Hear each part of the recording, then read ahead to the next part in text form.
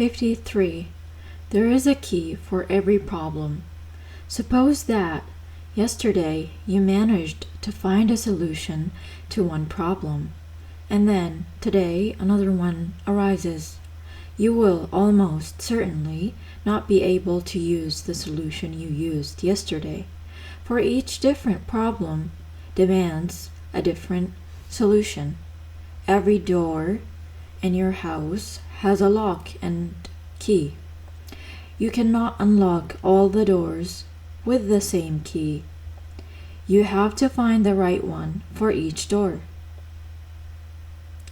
This is true in our psychic life also. There are different keys that must be used to open different doors. If you always try to use the same key, you will find yourself perpetually in front of doors that refuse to open. The three essential keys are love, wisdom, and truth. Love opens the heart, wisdom opens the intellect, and truth opens the will. When you are looking for the solution to a problem, you have to try the different keys, one after the other. If the first one won't unlock the door, try the second, and if that one doesn't work, try the third. Every day we need to eat and drink, sleep, have a roof over our heads, clothe ourselves, work, move about, read, listen to music, meet people, reflect, love, admire.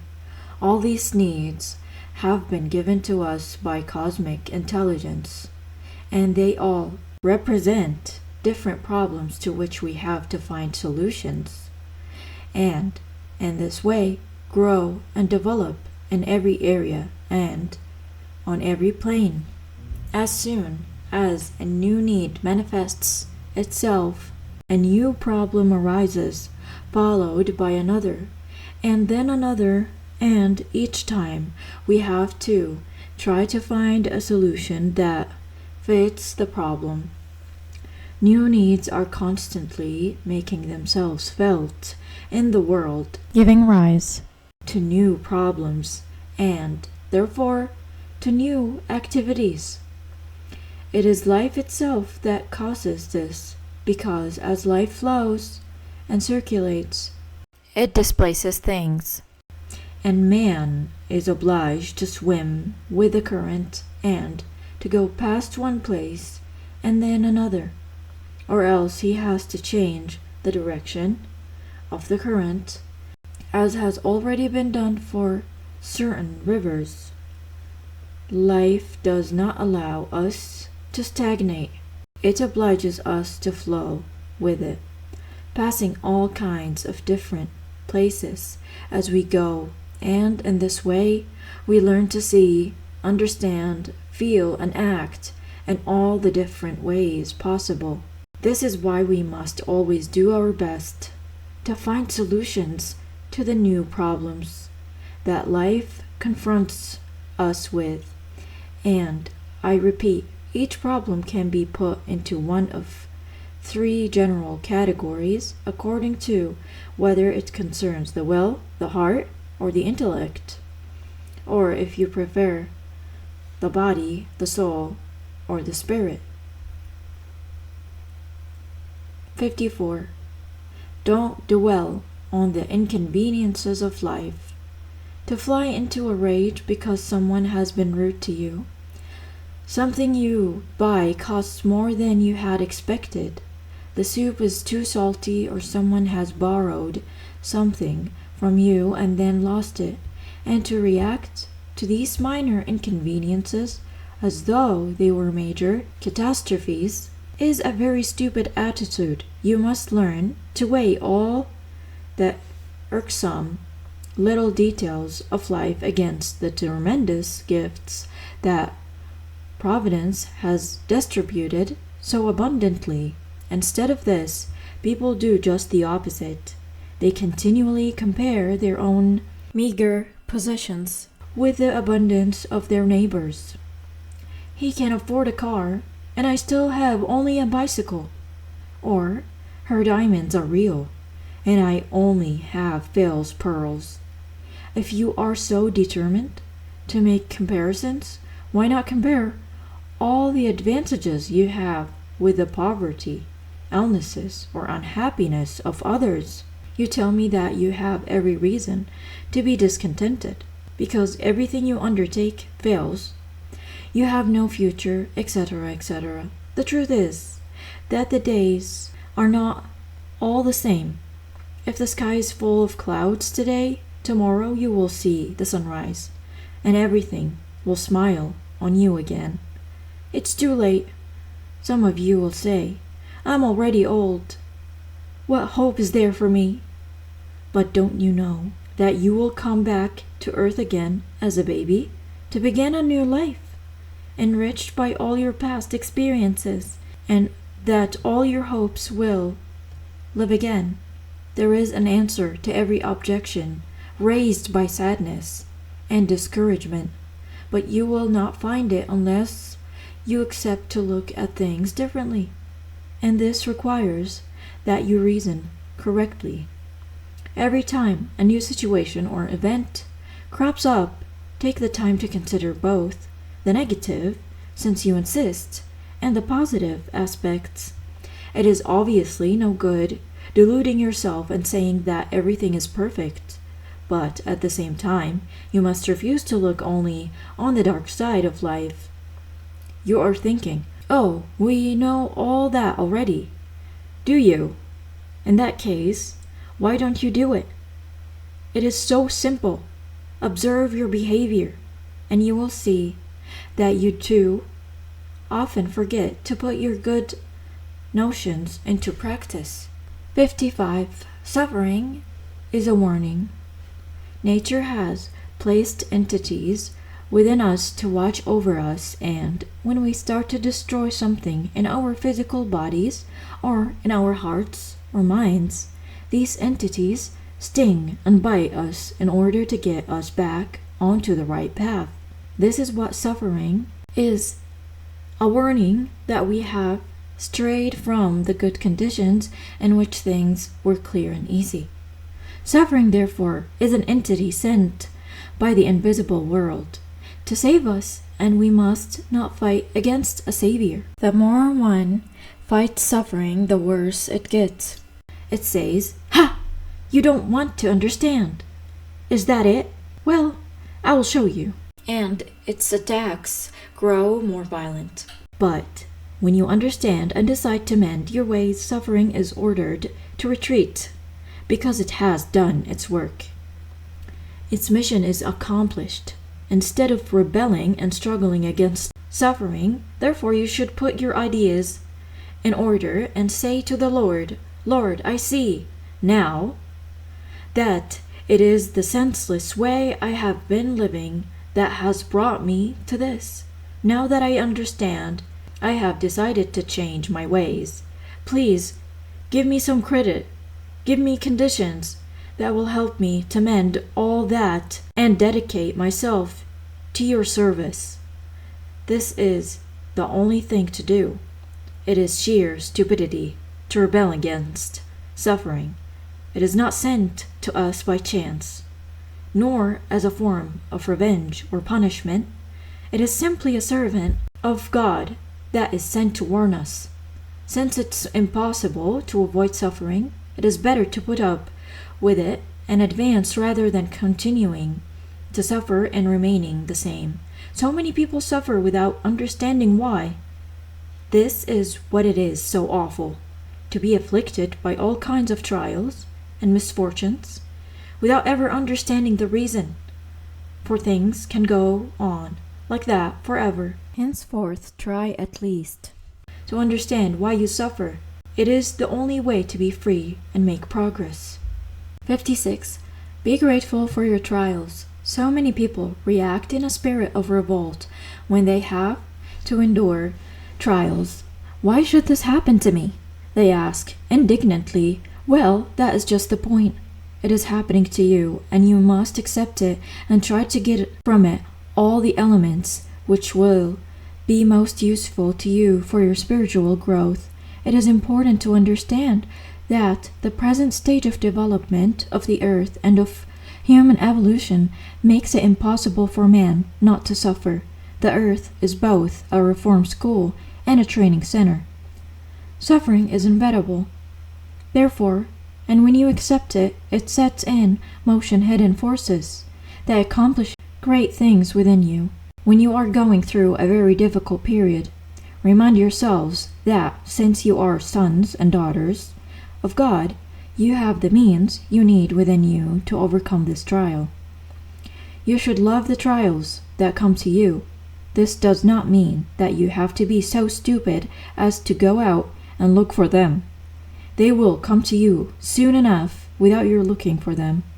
It means that you have to come through them successfully, and in order to do that, you have to learn to be grateful for them, because they always have a reason, a meaning. Believe me, when you rebel against divine justice, you increase your burdens. If you want to make them lighter, you have to thank heaven for them. What? You exclaim. You expect me to thank heaven when I'm unhappy and ill and have no money? Yes, this is the great secret. Even when you are unhappy, we have to find a reason to be grateful. Are you poor and needy? Give thanks and be grateful. Be grateful that others are rich and have everything they need, and you will see the results. It will not be long before certain doors will be opened and blessings will begin to flood into you. To learn to be grateful for your trials is the best way to transform yourself. If you rebel against them, it is a sign of pride, and you will be incapable of transforming those trials into gold and precious stones. Say, "Thank you, Lord, thank you. There is certainly a reason why this should happen to me. There is something I have to learn from this. I know that I must have done all kinds of stupid things, that I'm far from perfect." Thanks to the humility that enables you to say this, you will immediately begin to feel better about things. Try it, and you will see for yourselves. It is important to understand that you have to use your difficulties and be glad of them, even if there is no apparent reason to rejoice.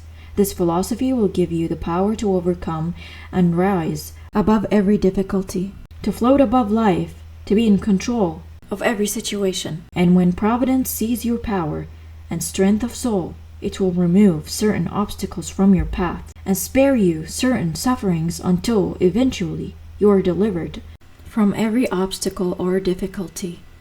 57. Difficulties force us to rely on our own resources.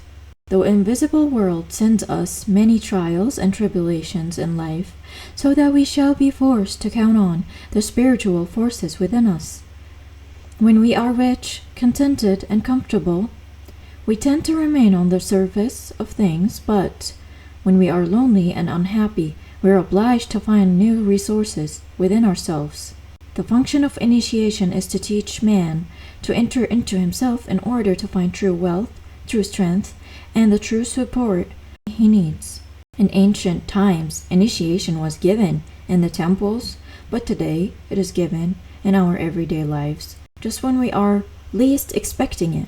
Perhaps you are wondering, why doesn't the invisible world give us advance warning of trials we are going to have to endure?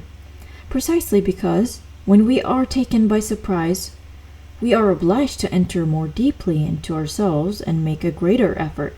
You will all have trials to endure, and you must be glad of it, for they all help to make you richer. Those who have never suffered are very poor. They have no pigments with which to paint their pictures, symbolically speaking. But those who have suffered can use all sensations. They have experience to paint pictures. Great geniuses and all those who have achieved something in their lives have suffered greatly.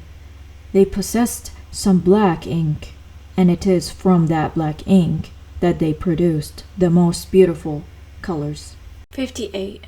Remember that your misfortunes are temporary. Whenever something really difficult comes up, think to yourself, this won't last. It's only temporary. It will soon be over. Does this surprise you? Are you thinking that it can't possibly do any good? It can, I assure you. I've used this method myself and it's highly effective. The mere thought that one's misfortunes are temporary helps us to put up with them. Besides, it is perfectly true. They won't last forever, 20, 30, or even 40 years, perhaps. But that is not eternity. You only have to be patient. In any case, more often than not, you have spent years getting yourself into the inextricable situation you are complaining about. You certainly showed a great deal of patience and perseverance then, and you are going to have to be just as patient in order to sort things out and repair the situation. Now good and evil, both, take time to manifest themselves. Whatever trials you have to endure, therefore always remind yourself, it's no more than a bad patch I'm going through. It will soon be over because this time I have the means I need to rebuild my future and live it divinely. And then get back to work. 59. Look upwards. When you experience difficulties, you are in the habit of concentrating on them. You begin to think about them all the time, ruminating about all that goes wrong, all that gives you cause for worry, anxiety, and distress. This habit of looking down at your problems is not a good way of dealing with them. You must try to look upwards, towards the regions of light, wisdom, and beauty, towards all that can give your soul the stimulus it needs to discover the means to overcome your difficulties. Cares and sorrow will always exist. You cannot hope to be spared, but you can deal with them. If you equip yourself properly, just as we equip ourselves to deal with bad weather or mosquitoes, you protect yourself from the rain by using an umbrella, from the cold by wearing warm clothes, or installing a heating system, from mosquitoes with mosquito netting or insecticide. And you can protect yourself from difficulties by looking up to a higher world and drawing down light and strength. This is the only way to overcome your difficulties. 60. The method of a smile. When you are out of sorts, perhaps because you have let yourself get slack, someone has offended you, or have had some bad news, there is a marvelous method available to you, and that is to use the power of a smile. Even if you are alone, try to show that you are above your difficulties by smiling. Remember that you are invulnerable, immortal, and eternal, and smile at yourself in the mirror. In passing, at the first attempt, your smile may be a little crooked, but that doesn't matter. It will be the beginning of an improvement, for behind the method of the smile is the method of love. As soon as you opt for this method, you will feel in a better frame of mind, and once you are in a better frame of mind, it will be easier to find solutions to your problems. 61. The method of love. When you are upset, anxious, and unhappy, you must try to react. Instead of letting your worries devour you or bothering others with them, sit down quietly and begin by taking a few deep breaths. Then say just one word with love. Make a gesture with love. Send out a loving thought. You will find that the things that were fermenting and rotting within you have been driven out and are already far away. By calling on love, you have released a spring within you. And now, all you have to do is let it flow and do its work. It will purify everything. You see, it's easy. You only have to open your heart and give love its head. Try this method and you will wonder why you have never used it before. People are always talking about love. They joke about it and toy with it. But They never use it as a means of salvation. To live with love is to live in a very elevated state of consciousness, which is reflected in everything you do. It is a state which ensures that you are always in perfect balance and harmony, a state which is a source of joy, strength, and health.